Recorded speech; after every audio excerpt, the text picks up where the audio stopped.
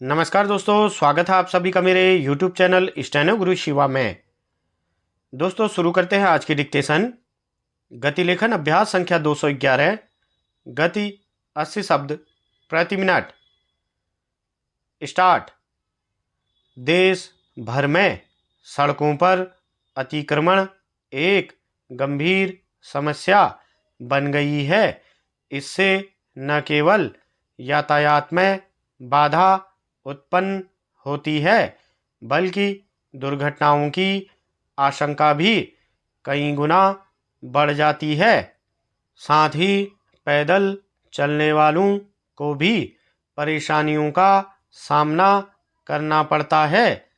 इस समस्या से निपटने के लिए सरकार और न्यायालय की ओर से समय समय पर निर्देश जारी किए जाते रहे हैं, लेकिन धरातल पर इन सब का कोई प्रभावी असर नज़र नहीं आता है।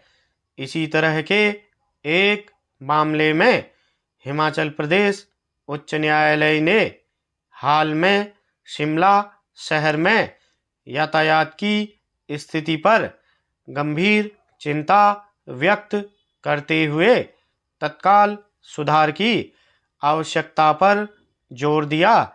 अदालत ने स्थानीय प्रशासन को प्रतिबंधित सड़कों के लिए जारी किए गए वाहन पास पर स्थिति रपट दाखिल करने और पास धारकों के मानदंडों एवं श्रेणियों के संबंध में विस्तार से जानकारी देने का निर्देश भी दिया है।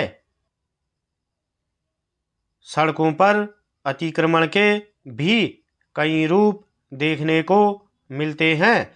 कहीं दुकानदार सड़क किनारे जमीन पर कब्जा कर अपनी दुकान आगे बढ़ा लेते हैं, तो कुछ लोग सड़क पर ही अपने वाहन खड़े कर देते हैं। कुछ लोग तो फुटपाथ पर ही अपनी दुकान सजा लेते हैं। इस कारण सबसे ज़्यादा परेशानी पैदल चलने वालों को होती है। शिमला में वाहनों की वजह से उपजी इस समस्या पर उच्च न्यायालय ने कड़ा संज्ञान लिया है, मगर यह अकेले शिमला की समस्या नहीं है। देश के बाकी हिस्सों में भी शायद ही कहीं सड़क पर पैदल यात्रियों की सुविधा और अधिकारों का ध्यान रखने की ज़रूरत समझी जाती है। कई शहरों महानगरों में तो पैदल चलने वालों के लिए बने फुटपाथ भी गायब दिखते हैं।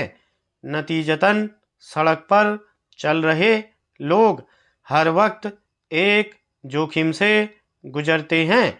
खुद सड़क परिवहन और राजमार्ग मंत्रालय की ओर से हाल ही में जारी एक रिपोर्ट के मुताबिक वर्ष 2023 में सड़क हादसों में 35,221 पैदल यात्रियों की जान चली गई। कायदे से सरकार या न्यायालय के निर्देशों को अमल में लाने की जिम्मेदारी प्रशासनिक अमले की होती है, मगर इस स्तर पर फैली व्यापक लापरवाही का खामियाजा सड़क पर पैदल यात्रियों को भुगतना पड़ता है। आजकल एक खबर सुर्खियों में है कि केंद्र सरकार कर्मचारी भविष्य निधि संगठन कर्मचारी पेंशन योजना के तहत निजी क्षेत्र के कर्मचारियों की न्यूनतम पेंशन में वृद्धि कर सकती है।